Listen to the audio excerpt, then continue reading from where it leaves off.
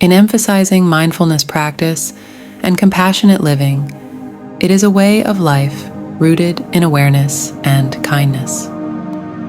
Mindfulness invites you to be fully present in each moment, observing your thoughts, emotions, and sensations without judgment.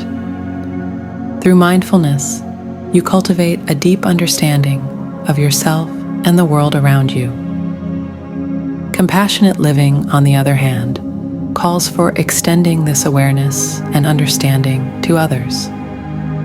It involves recognizing the interconnectedness of all beings and responding to them with empathy and kindness. By practicing compassion, you alleviate suffering and promote harmony in your interactions with others. Together, mindfulness practice and compassionate living form the foundation of a fulfilling and meaningful life.